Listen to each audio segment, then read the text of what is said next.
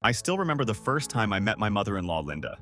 It was one of those moments you play over and over in your head, analyzing every word, every glance, every forced smile.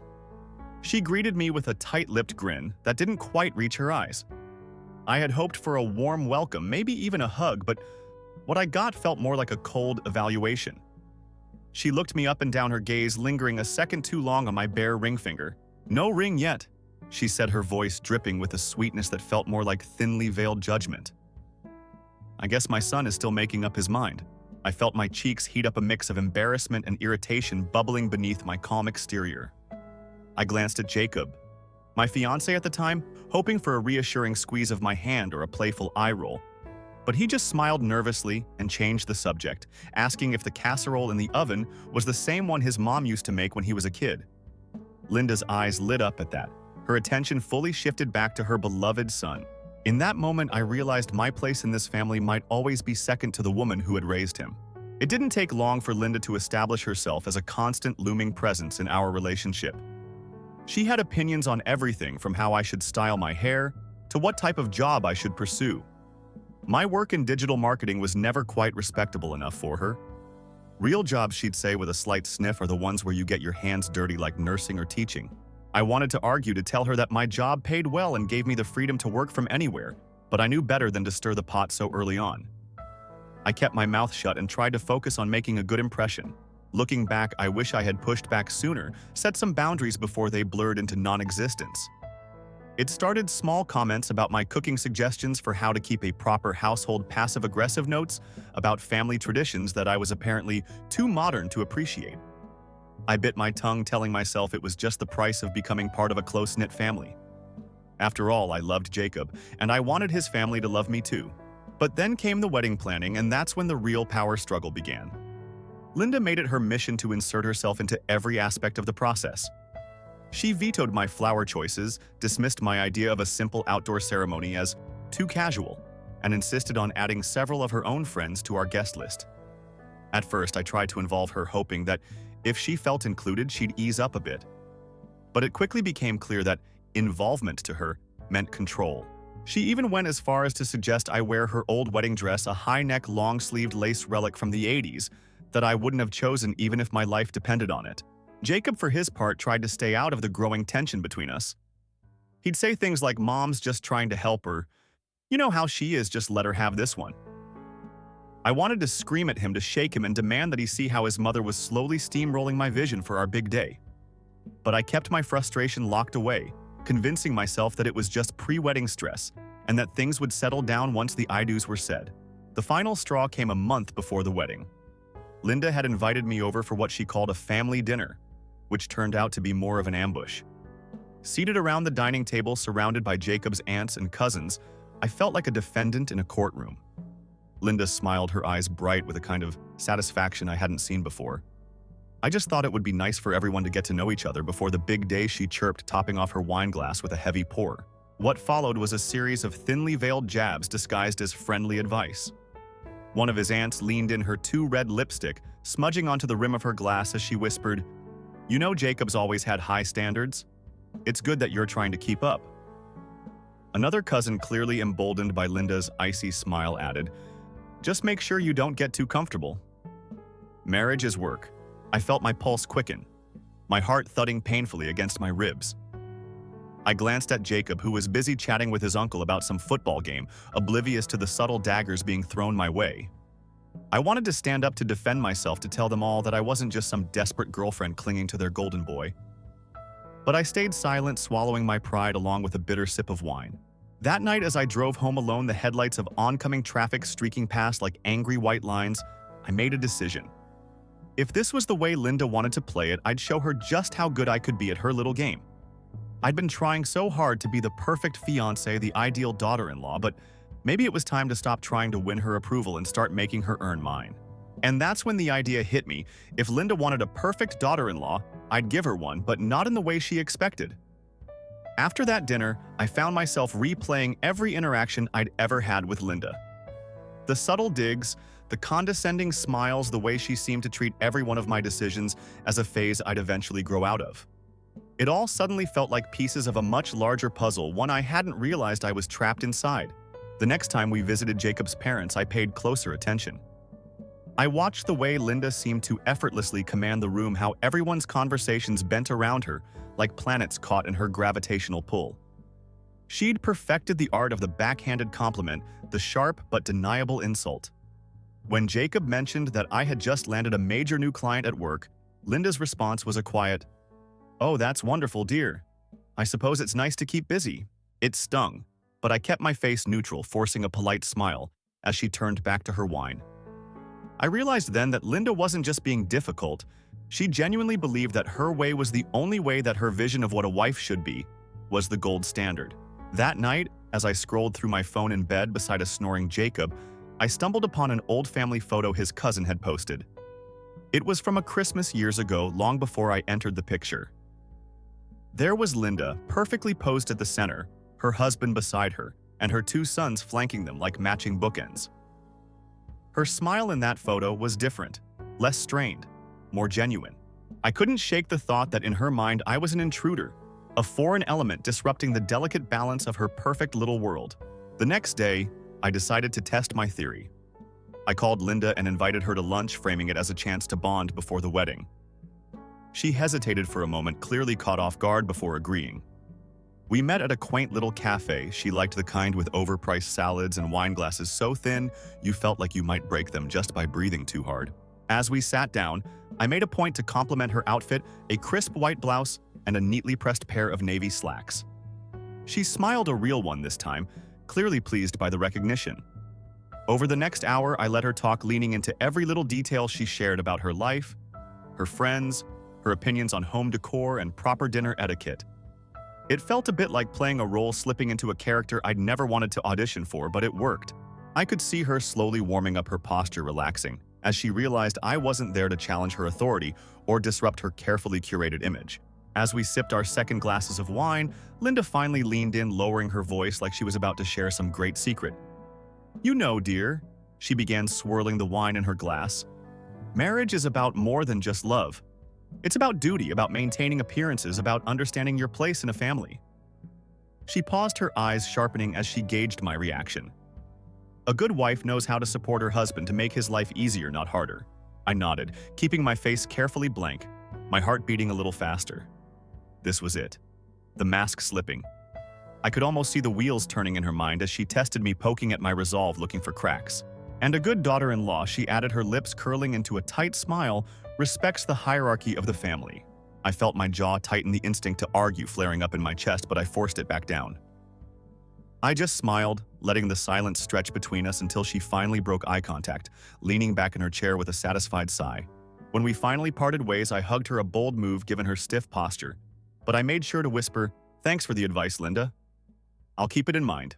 As I walked back to my car, I couldn't help but feel a strange, exhilarating mix of anger and triumph. She thought she'd put me in my place, that she'd just put the final nail in the coffin of my independence. But what she didn't realize was that she'd just handed me the key to her undoing. I had seen her for what she really was, a woman clinging to a crumbling pedestal, terrified that someone might finally knock her off it. And if she wanted to play this game, I would make sure I played it better. A few weeks later, we had another one of those family dinners, the kind where everyone gathers around Linda's meticulously set dining table, clinking crystal glasses and pretending like everything is picture perfect. This time, though, I was prepared.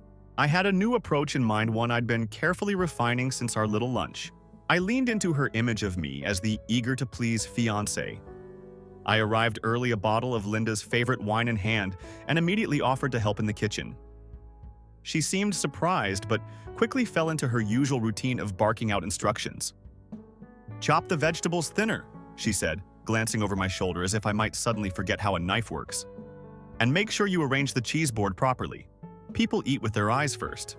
I smiled, nodded, and did exactly as she asked, biting my tongue when she rearranged the grapes I had just placed, muttering something about symmetry. I even complimented her choice of floral centerpiece, a massive arrangement of white lilies and baby's breath, even though it made the entire room smell like a funeral home. As the rest of the family trickled in, I played my part, flawlessly greeting everyone with a warm smile and a firm hug. I made a point of asking Jacob's cousins about their kids and complimenting his aunt on her new haircut. I knew Linda was watching, her sharp eyes missing nothing, likely hoping I'd stumble or commit some small social faux pas she could later gossip about with her sisters. When dinner was finally served, I took my seat beside Jacob and across from Linda, who was already casting a critical eye over the way I held my fork. She opened the evening with one of her classic conversation starters, clearly aimed at establishing her dominance. So everyone, I thought it might be nice to go around the table and share a little life update. You know, catch up on what everyone's been doing. It was a thinly veiled power move away for her to subtly rank everyone at the table based on their achievements, and I could see the rest of the family brace themselves for the inevitable comparison parade. Her younger son Michael, a high-achieving lawyer, went first, detailing his recent court victory with all the polish of someone used to public speaking. Linda beamed at him, her pride practically radiating across the table. Next came Jacob's sister Emily, who talked about her daughter's recent piano recital and her husband's big promotion.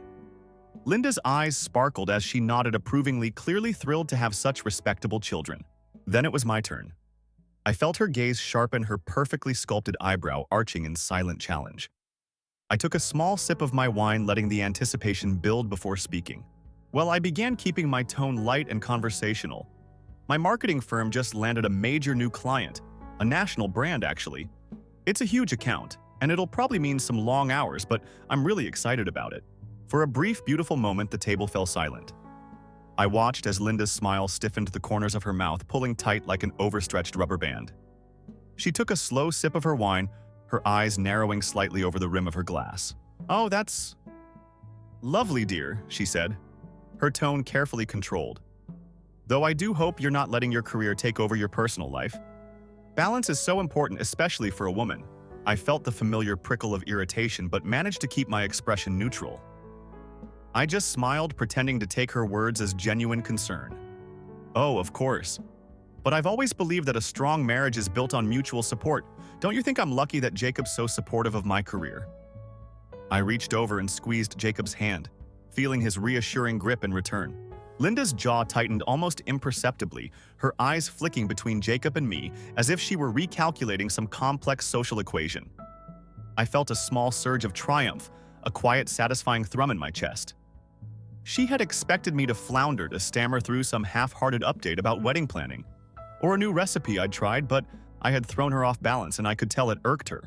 As the evening wore on, I continued to play my role perfectly, leaning into conversations with her sisters-in-law, laughing at Jacob's uncle's terrible dad jokes, and making a point of complimenting the family photos lining the hallway when I went to the bathroom. I even took the time to compliment Linda's cooking as we cleared the dishes, earning a small, reluctant nod of approval. But the real victory came when Linda's sister Barbara pulled me aside as we said our goodbyes. She gripped my arm, her eyes twinkling with a kind of mischievous respect. "You're holding your own, kid," she whispered, casting a quick glance back at Linda, who was busy lecturing Jacob about the importance of real estate investments. "Don't let her break you. She's a tough old bird, but she's met her match."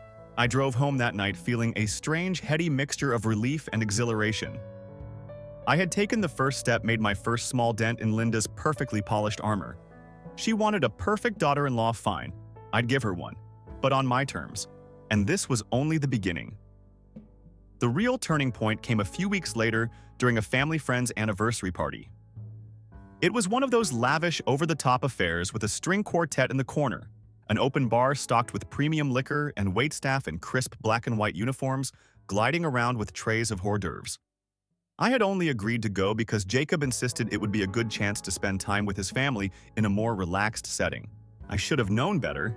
The moment we arrived, I felt the familiar prick of Linda's eyes scanning me from head to toe, her lips tightening slightly as she took in my choice of attire, a sleek midnight blue dress that fit me perfectly but clearly didn't align with her more conservative taste.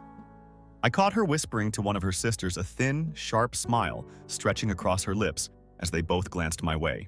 I felt my cheeks flush, a familiar heat spreading up my neck, but I refused to let her see that she had gotten under my skin.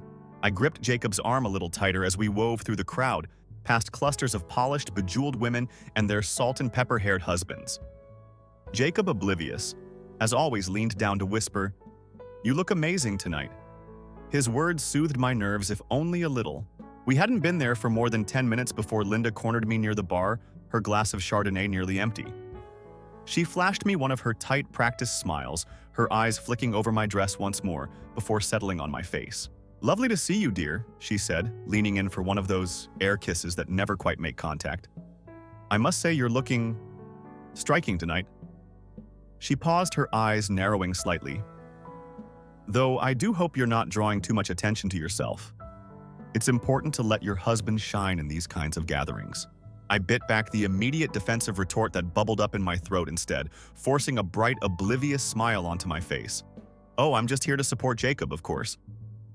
But it's nice to dress up every once in a while, don't you think? She gave a small, polite chuckle, the kind that said she was only humoring me. Of course, dear. Just remember, subtlety is a woman's greatest asset. Before I could respond, she was swept away by a friend calling her name, and I was left standing by the bar, my fingernails digging into the cool glass of my drink. I took a deep breath, forcing myself to release the tension coiling in my shoulders. I glanced around the room, catching sight of Linda. As she flitted from conversation to conversation, her laughter ringing out like the clinking of crystal. That's when it hit me.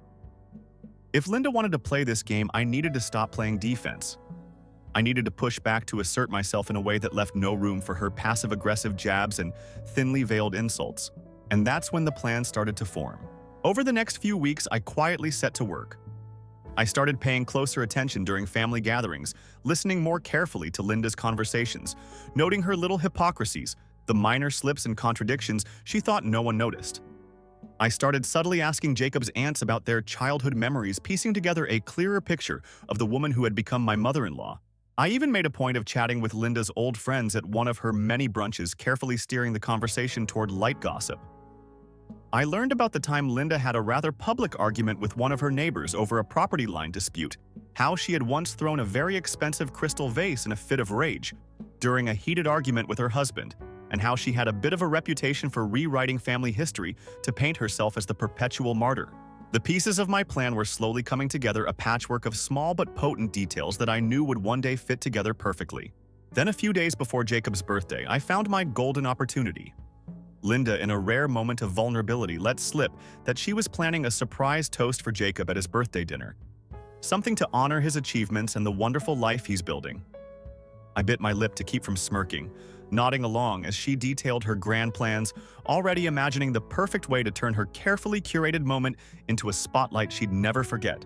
On the night of the party, I arrived early, armed with a carefully curated speech of my own. I had dressed impeccably, choosing a classic black dress with a high neckline and understated jewelry, exactly the kind of outfit I knew Linda would approve of.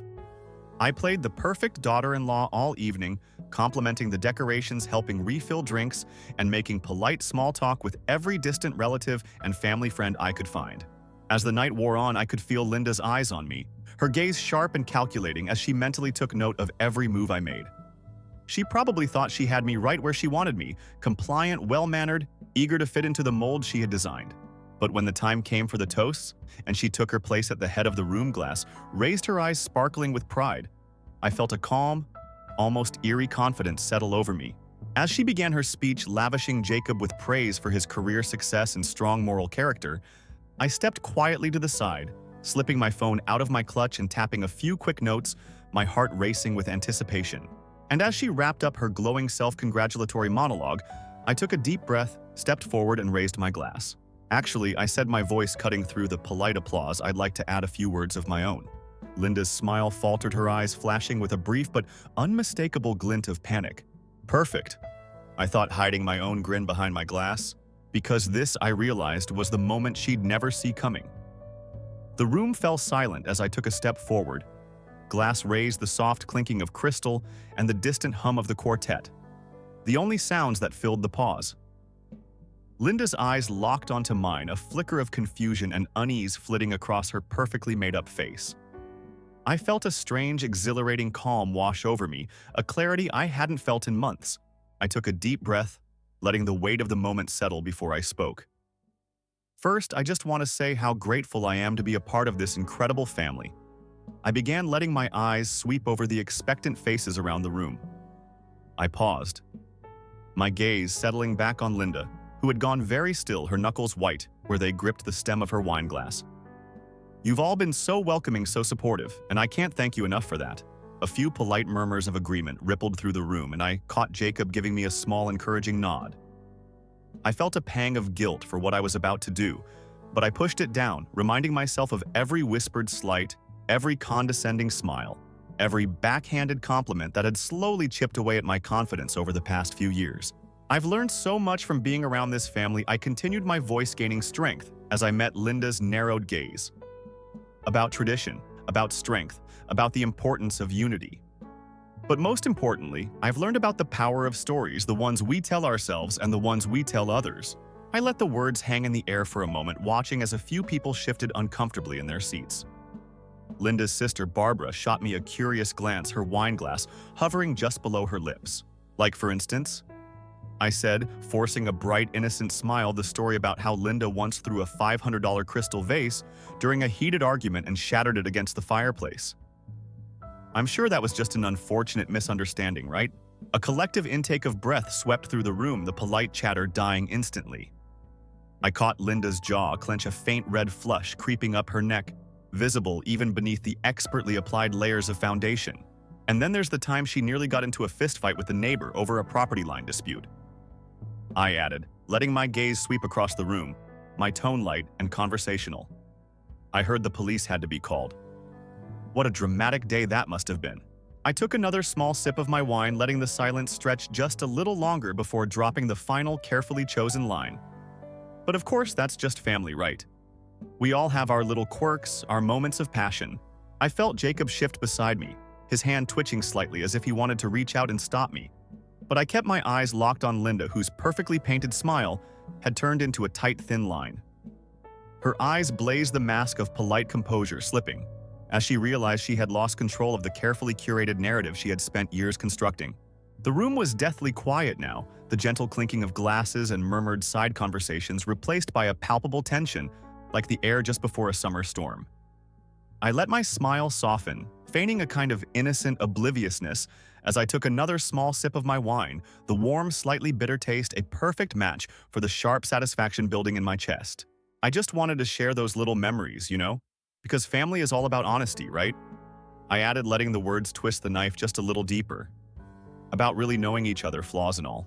I watched as Linda's perfectly composed exterior began to crack, the slight quiver in her jaw, the twitch in her left eyelid, the way her fingers trembled ever so slightly around the stem of her glass. She opened her mouth to respond, to regain control of the spiraling conversation. But before she could muster a word, her sister Barbara let out a sharp, unexpected laugh. "Oh, Linda," Barbara said, her eyes gleaming with a mixture of amusement and something that looked suspiciously like long-suppressed resentment. I'd almost forgotten about that vase incident. You were so mad I thought you were going to break the whole mantelpiece. A few nervous chuckles rippled through the crowd, the tension in the room suddenly shifting the balance of power, tipping ever so slightly in my favor. I felt the corners of my mouth twitch, the ghost of a genuine smile breaking through my carefully controlled facade. I raised my glass a final time, meeting Linda's furious, disbelieving stare with a steady, unblinking gaze. To family, I said, my voice clear and steady. The good, the bad, and the memorable. I took a slow, deliberate sip as the toast was hesitantly echoed around the room, the clinking of glasses blending with the faint strains of the quartet in the corner, their music suddenly sounding sharper, more triumphant. As I lowered my glass, I caught Linda's eyes, one last time. Her mask of polite control shattered her perfectly orchestrated world, shaken to its core. I turned, slipping my arm through Jacob's and guiding him back toward the bar, my heart pounding, with a heady, exhilarating mix of relief and vindication. I had just planted the first crack in Linda's perfect, polished facade, and I had no intention of stopping there. This was just the beginning. After the anniversary party, Linda's veneer of control began to crumble. I could sense the shift immediately. She grew colder, her smiles more strained, her words clipped and carefully chosen whenever we crossed paths. She had lost her grip on the narrative, and she knew it. But I wasn't done yet. The real blow came a few weeks later, at a large family reunion hosted at Linda's sprawling lakeside estate. It was the kind of event she thrived on: dozens of carefully arranged tables, perfectly coordinated floral centerpieces, and a live band playing soft jazz under the glow of string lights. Linda, of course, had taken it upon herself to organize the entire affair, using it as yet another opportunity to reinforce her role as the undisputed matriarch of the family. I had spent the weeks leading up to the event quietly gathering my final pieces of ammunition. I had dug through old family photo albums, scrolled through decades of Facebook posts, and even managed to sweet-talk a few of Linda's less loyal friends into sharing stories from their younger years. It was a delicate dance, one that required a careful balance of flattery and feigned innocence, but I had become quite adept at it. As Jacob and I arrived at the reunion, the sun just beginning to set over the shimmering lake, I felt a familiar electric buzz of anticipation. I had chosen my outfit carefully, a sleek fitted dress in a deep emerald green, my hair pulled back in a low, elegant bun, my makeup polished but understated. I wanted to look confident, composed, the very picture of the poised daughter-in-law Linda had always demanded but never quite received. As we stepped onto the lawn, weaving through clusters of laughing cousins and distant aunts, I felt Linda's eyes lock onto me from across the yard. I met her gaze, offered a small, polite smile, and then deliberately turned away, steering Jacob toward the bar for a glass of champagne. Linda cornered me a few minutes later, her carefully painted smile barely concealing the tension simmering beneath. She leaned in, her perfume sharp and overpowering, her grip on my arm just a touch too tight. "I trust you'll behave yourself tonight," she whispered, her eyes hard as polished stones. I met her gaze without flinching, the corners of my mouth curving up in a slow, measured smile. "Of course, Linda. I wouldn't dream of doing anything to embarrass the family." She released my arm with a small, disdainful snort, turning away before I could catch the flicker of uncertainty that flashed across her perfectly made-up face. The evening unfolded much as I had expected, with Linda holding court at the head of the longest table, her sharp, calculating eyes sweeping over her assembled guests like a queen surveying her kingdom. I played my part perfectly, making small talk with Jacob's cousins, complimenting Linda's taste in wine, even offering to help pass around the hors d'oeuvres. Then, as the band struck up a slow, jazzy rendition of a classic Frank Sinatra tune, I quietly excused myself and slipped into the side hall where Linda had set up a memory corner, a small, carefully curated display of old family photos and keepsakes. It was a beautiful setup, every frame polished to a mirror shine, each photo carefully selected to tell the story of a close-knit, loving family. I took a moment to admire the arrangement, my eyes drifting over the black and white wedding photos, the sunlit beach vacations, the grainy snapshots of chubby, gap-toothed toddlers splashing in the lake. And then, with a small, satisfied sigh, I reached into my clutch and pulled out my final, carefully prepared addition to the display, a framed photo I had unearthed from one of Jacob's aunts, one that Linda had clearly overlooked in her meticulous curation. It was a candid shot taken at a family barbecue years ago, capturing a much younger Linda, with a cigarette in one hand and a bottle of beer in the other. Her hair wild and unkempt, her face flushed with drunken laughter as she clambered onto the hood of a battered old station wagon. She was flanked by a couple of equally inebriated friends, their arms slung around each other's shoulders, their mouths open in mid-song, their eyes glassy and unfocused. I set the frame down carefully, nestling it between a solemn posed family portrait and a carefully staged baby photo. Then stepped back, a small, satisfied smile creeping across my lips as I took in the final arrangement. I made my way back to the main hall just as Linda took to the small makeshift stage, her wine glass raised high, her voice ringing out over the soft, murmuring crowd. To family, she proclaimed, her eyes sweeping over the room, her perfectly rehearsed smile firmly back in place. To tradition, to loyalty, to the bonds that hold us together, I felt a small, wicked thrill as a few nearby guests murmured in confusion, their eyes drifting toward the newly altered memory display. I watched as Linda's sister Barbara made her way over, her eyes widening slightly as she caught sight of the newly added photo, a small, amused smile curling at the corners of her mouth. I leaned back against the wall, my glass of champagne cool and crisp in my hand, my pulse thrumming with the sweet, heady rush of vindication, as Linda's carefully constructed world began to crack, the first small fissures spreading slowly but inevitably through the polished, brittle surface. I had given her exactly what she wanted, a perfect daughter-in-law, poised, polite, and every bit her match. And as I took another slow sip of my champagne, I couldn't help but smile, because in that moment, I knew I had finally won. Story 2. My brother slept with my wife. My parents took his side and demanded I support their new family. But what I did next left them speechless. I, a 34-year-old male, need to share what's been happening because, honestly, I'm losing my mind here and could use some outside perspective. This whole mess started way back, so I guess I should explain the background first. I grew up in a pretty average suburban house outside Boston. My parents weren't terrible parents or anything, at least not at first. They both worked decent jobs. We went on regular family vacations. Did the whole cookout thing in summer. You know, normal family stuff. I was their only kid for 8 years and things were actually pretty good. Then my brother Mason was born. Look, I know how this sounds. Trust me, I've spent enough time in therapy to know this isn't just typical older sibling jealousy. The day Mason came home, it was like someone flipped a switch and I became invisible in my own house. I don't mean that in some dramatic teenager way. I mean, my parents literally forgot about me half the time. For example, when I was in 6th grade, I spent 3 months building this crazy detailed solar system model for the science fair. I built everything from scratch, even programmed this little Arduino thing to make the planets move. The judges were so impressed they gave me this special award for the math work. My parents didn't show up because Mason had t-ball practice. Not even a game. Just practice. The living room walls were covered with Mason's participation ribbons while my science fair trophy sat unopened on the mantle for a week before disappearing into the basement. My mom still has Mason's macaroni art from kindergarten framed in the kitchen, but she couldn't tell you where my high school diploma is. My dad was even worse about it. This one time I had this huge robotics competition. My team had worked for months and I was team captain. Dad promised he'd come the morning of the competition. Mason decided he wanted to try baseball, not even a real game. He just wanted to throw a ball around in the backyard.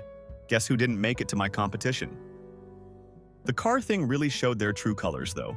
When Mason turned 16, my parents bought him a brand new Honda Civic. The reason to boost his confidence. Meanwhile, when I turned 16, I had to get 3 part-time jobs just to save up for college because they were teaching me responsibility. I worked at the library in the morning, did math tutoring after school, and worked weekends at this computer repair shop. Mason totaled that Civic 3 months after getting it. They bought him another one. But the thing about Mason is that he was a nightmare kid, like the kind of kid other parents whispered about. He'd throw these massive tantrums if he didn't get his way. Even as a teenager, he'd break things, scream at our parents, skip school, and they just made excuses for him. He's sensitive. He's just expressing himself. He's going through a phase. Meanwhile, I had to be perfect. Any grade less than an A+. And my mom would make these little comments about how maybe you're spreading yourself too thin. If I ever showed any frustration or anger, I was being difficult and making Mason upset. The crazy thing is, for years, I actually believed there was something wrong with me. Like maybe if I was just a better son, they'd notice me too. I spent so much time trying to get their attention, but nothing worked. I didn't realize how bad it was until I got to college and saw how other families treated each other. How my roommates' parents would call just to check in. How my friends' families would celebrate all their kids' achievements. But the best part about college, the distance. I barely went home except for major holidays, and even then I'd make excuses to leave early. Dad would make these guilt trip comments like, Mason really misses his big brother. But I noticed Mason never actually called or texted unless he needed money for some business idea. By junior year, I was killing it academically and had 3 papers published.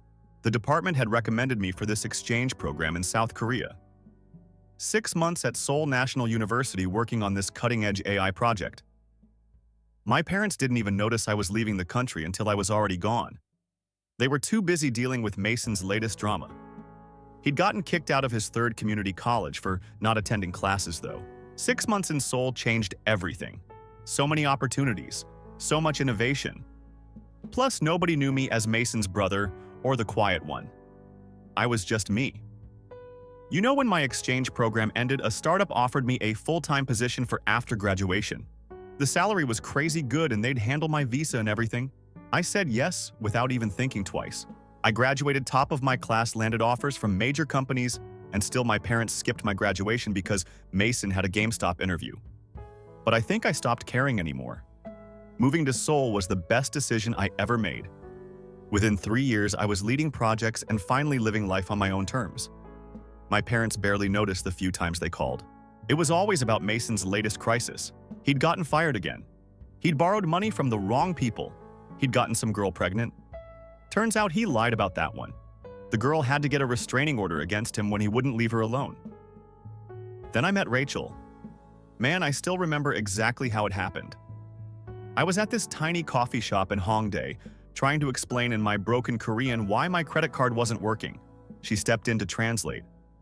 Saved me from completely embarrassing myself. Turned out she was teaching English at an international school nearby. Rachel was different from anyone I'd ever met. She actually listened when I talked, asked questions about my work, and understood the answers. when I told her about some new code I was working on. She'd get excited with me instead of zoning out. Plus, she had her own life, her own goals. She wasn't looking for someone to fix her problems. She was looking for a partner. We dated for 2 years before I proposed. The wedding was small but perfect, just our friends and her family. My parents said they couldn't come because Mason needed them at home. He'd gotten into some trouble with credit card fraud or something. Honestly, I was relieved they weren't there.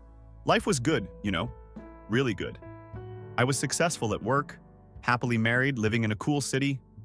Rachel and I traveled around Asia on weekends, tried weird foods, learned new things together. I thought I'd finally escaped all the family drama. Then my company announced they were opening a new office in Boston. They wanted me to head it up. Triple my salary, full relocation package. The works. Rachel was excited about moving to the States. Said it would be an adventure. I wasn't really thrilled to go back home, but I thought enough time had passed that maybe things with my family would be different.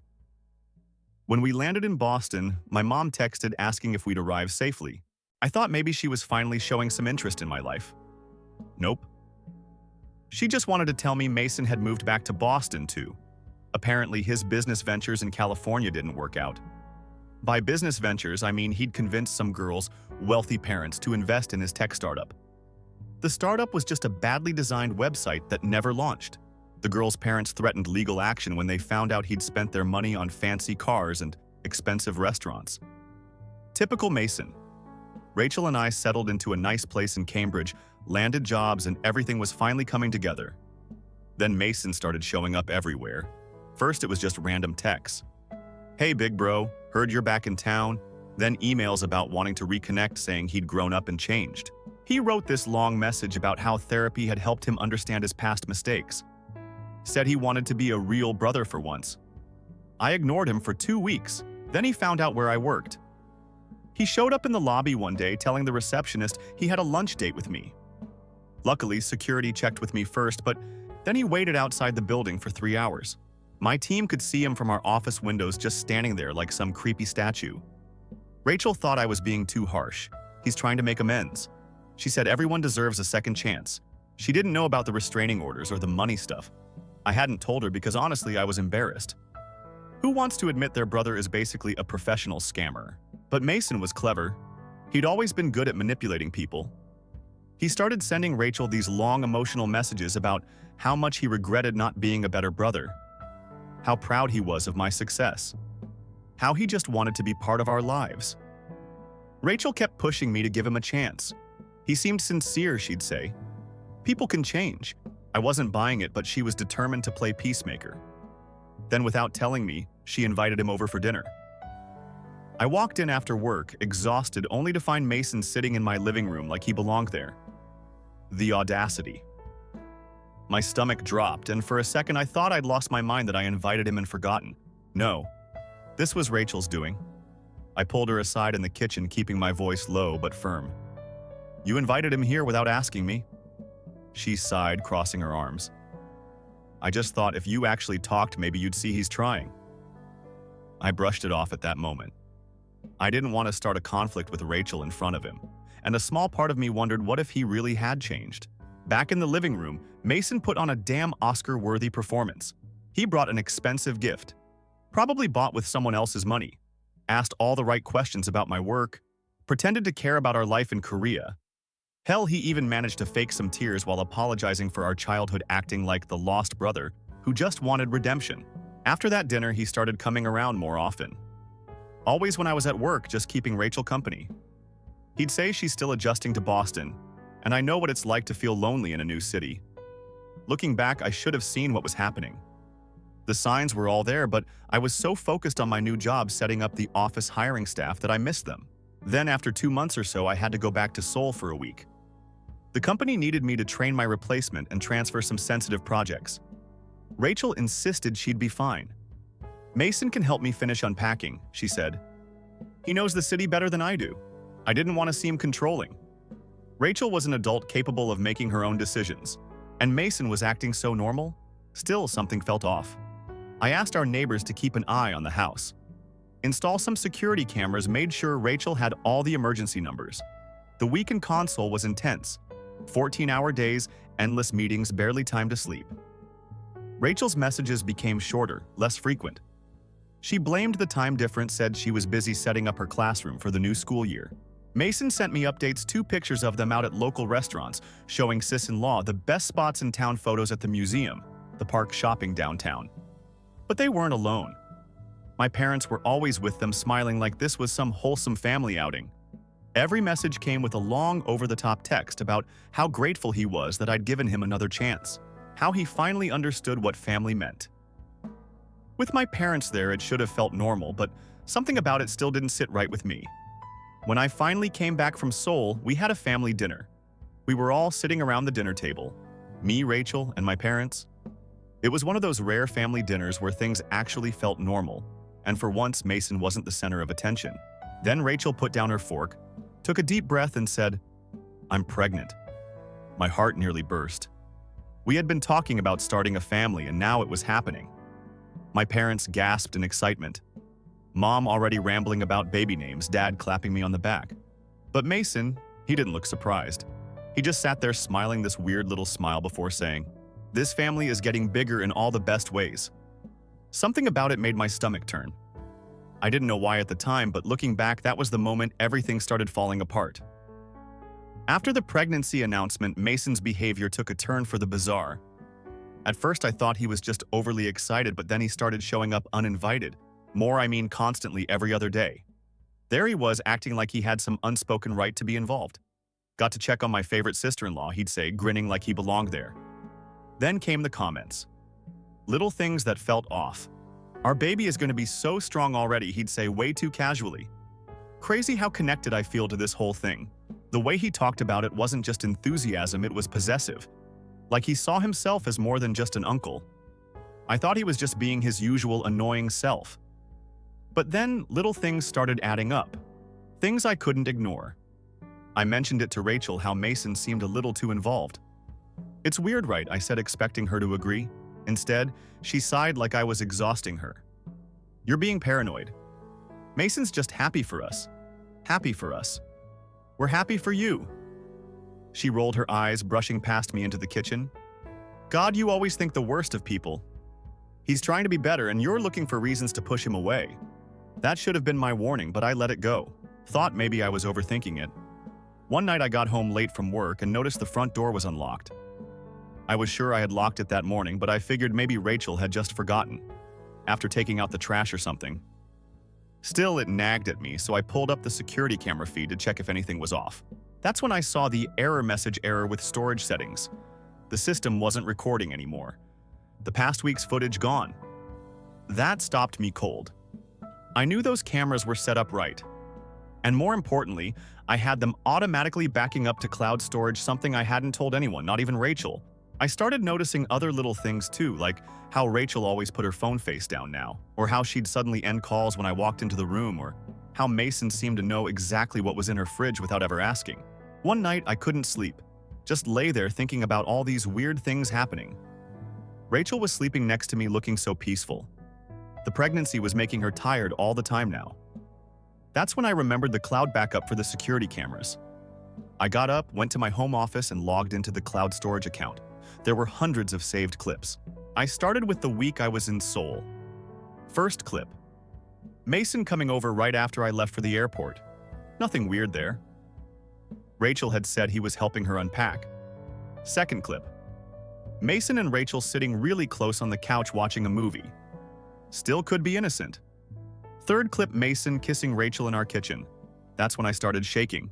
The clips showed everything. Mason coming over every single day while I was gone. Them getting closer and closer. Rachel letting him in late at night. It felt like the air had been sucked out of the room, like I was watching my worst nightmare play out in real time. Every buried fear, every doubt I tried to push aside, they were all true. Mason wasn't just pushing boundaries. He had bulldozed right through them, straight into my home, my marriage, my life. And Rachel, she let him, welcomed him in like it was normal. The worst part wasn't just the betrayal itself. It was how casual they were about it. Like they'd done this before. They'd hang out in the kitchen, cook together, watch TV on our couch. Mason would bring groceries like he lived there. There was this one clip that really got me. They were in the kitchen and Mason was standing way too close to Rachel. She was laughing at something he said and he just reached out and touched her face. The kind of touch that tells you everything you need to know. Rachel didn't pull away. She smiled at him like she used to smile at me. I watched a week's worth of footage in one night. Saw them getting closer and closer. Saw Mason basically moving in while I was gone. Saw Rachel acting totally different with him than she did with me. The cameras don't record inside the bedrooms. I'm not that paranoid, but the hallway camera caught enough. Mason going into our bedroom with Rachel coming out hours later. I saved all the footage to a secure drive, made copies, backed everything up. The raged guy in me knew I needed proof. The husband in me wanted to throw up.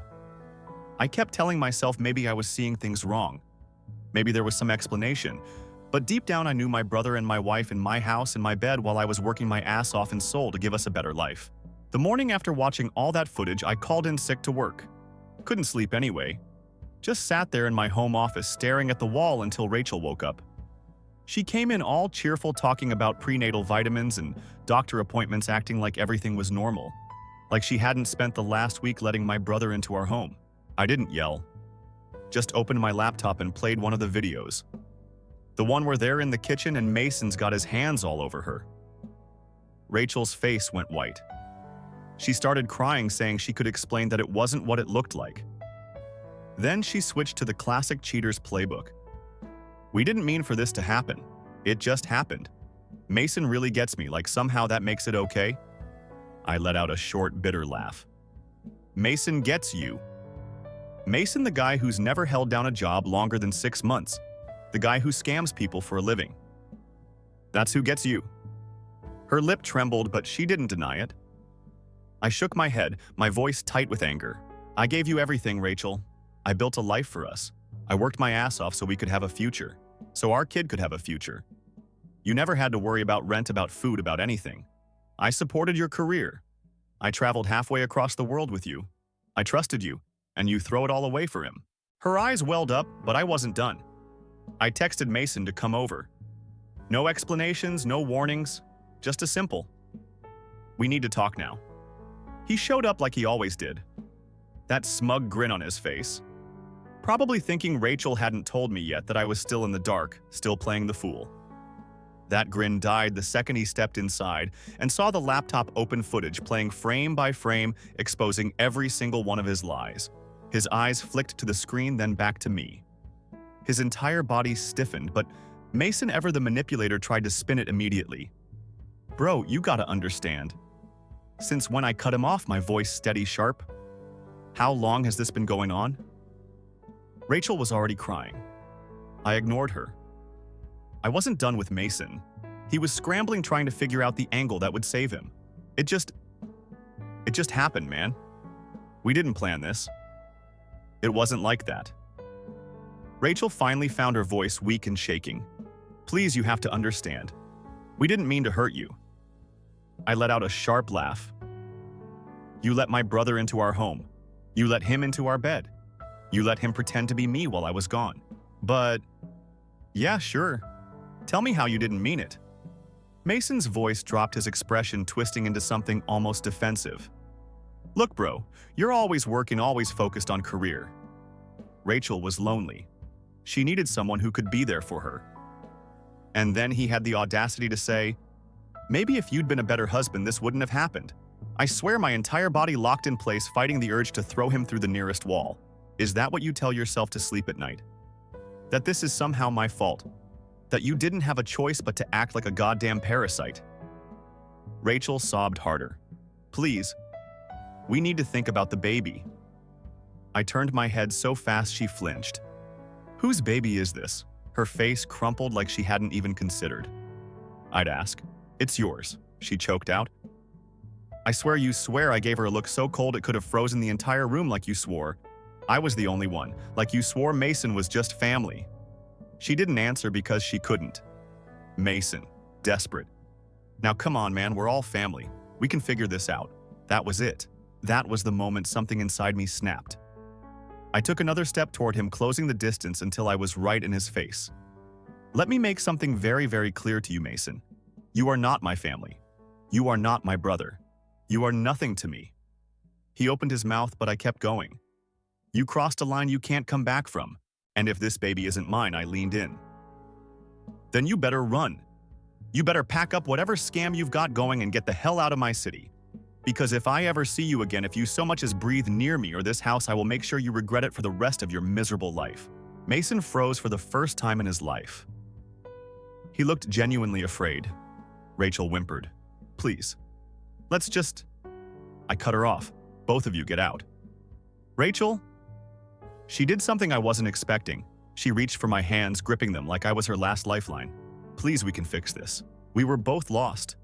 I yanked my hands away so fast she nearly fell forward. "I wasn't lost, Rachel. You were lost. And you let my brother guide you straight into hell."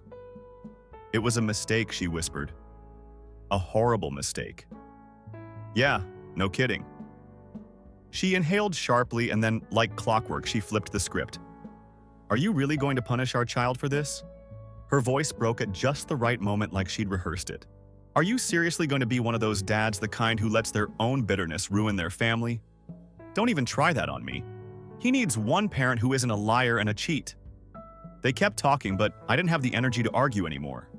I kept urging them to get out, and as soon as they were gone, I grabbed my phone and called my parents, thinking, finally, they'd see Mason for who he really was. I should have known better.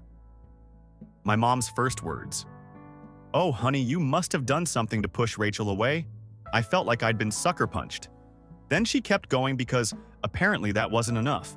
Mason needs a good woman in his life, and Rachel clearly makes him happy for a second. I genuinely thought I was hallucinating. "Are you actually hearing yourself right now, sweetheart? You've always been so focused on work. Maybe this was a sign that Rachel needed more from you." I swear I almost dropped my phone. I thought I'd misheard. I thought maybe there was some shred of sanity left in this family. But no, they were really standing behind him. My dad was even worse. Started talking about how Mason's finally found his path and how I should be the bigger person and help them out financially until Mason gets established. Like I'm supposed to bankroll the people who betrayed me. They even started telling family members that I was emotionally abusive and controlling because I had security cameras in my own house, saying I drove Rachel away with my cold personality, that Mason was just being a supportive brother. And things got complicated. That's when I knew I was done. Done with Mason, done with my parents, done with all of it. I called a lawyer that afternoon, found a good one who specialized in cases with proof of infidelity. I told them I had everything documented, every visit, every lie, every betrayal, and I filed for divorce. But my parents weren't done trying to destroy what was left of my life.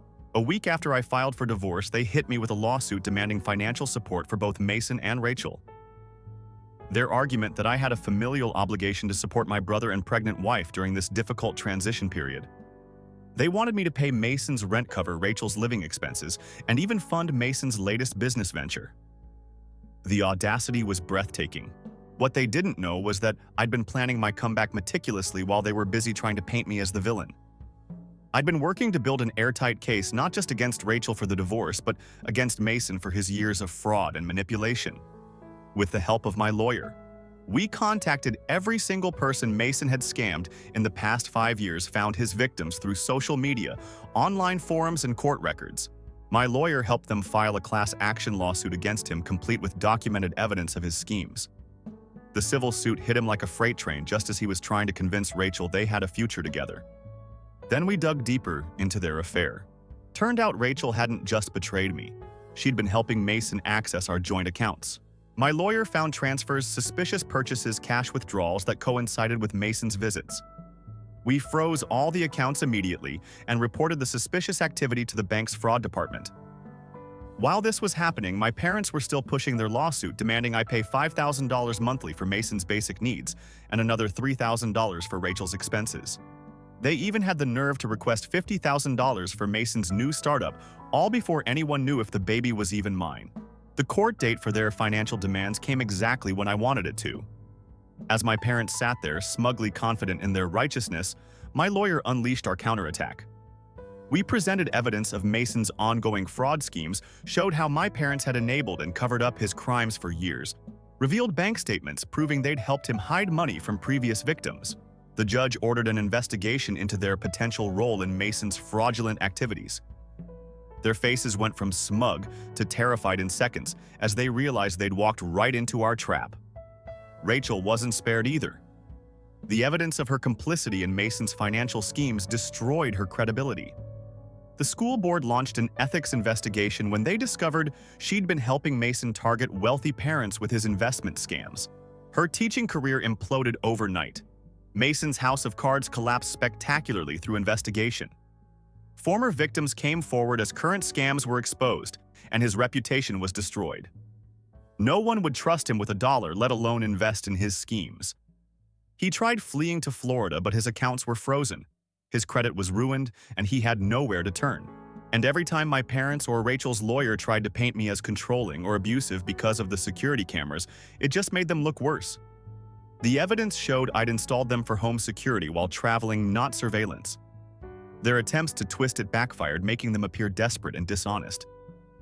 But I wasn't done. I needed to know whose baby this was. By the time we got to the paternity test hearing, Mason was facing multiple investigations. Rachel was unemployed and facing potential criminal charges for financial complicity, and my parents were drowning in legal fees from their failed lawsuit. Their perfect little world had crumbled, and I hadn't even had to get my hands dirty. Just let the law do its work. As I waited for the paternity test results, I realized I didn't even care anymore about their destruction. I was focused on the future, my future, and possibly my child's future. If this baby turned out to be mine, I was ready to fight for full custody. And thanks to our careful documentation of everything, I was in the perfect position to win. Buckle up, because this story somehow got even crazier. Remember how I mentioned the paternity test was pending? Well, it came back. I am the father. When Sarah, my lawyer, called with the results, I had to sit down. It's like life has a sick sense of humor. You know, the one thing that could make this mess even more complicated actually happened. But here's where it gets interesting. The day after we got the results, Rachel showed up at my door demanding I drop all legal proceedings because family should stick together. The audacity of this woman. She brought Mason with her, and they tried to pitch me some BS about co-parenting as a modern family. Turns out they're completely broke after their accounts got frozen, and they were hoping to move into my house. Yeah, you read that right. The best part. They recorded the whole conversation thinking they could use it against me somehow. Except they forgot about one tiny detail. My security system records audio too, so now I have crystal clear footage of them attempting to extort me and admitting to several other schemes they've been running. Sarah says this is like Christmas came early for our case. Mason's schemes. Well, karma hit fast. He tried scamming some investors in Florida, except one of them turned out to be an undercover FBI agent. My parents had to sell their vacation home to bail him out. They're still insisting he's just misunderstood and that I should help him get back on his feet. Rachel's life is imploding spectacularly too. Remember that school board investigation? They found evidence she was using her position as a teacher to get parents' financial information for Mason's scams. She's now facing an investigation from the Department of Education, and several parents are filing civil suits. The cherry on top. My parents tried to organize a family intervention at their church, telling everyone I was mentally unstable and needed help. They invited Rachel's whole family and some church elders. What they didn't know was that Sarah had already spoken with the church leadership about Mason's elderly scam victims, many of whom were church members. The whole thing backfired beautifully, and now they're basically social pariahs in their own community.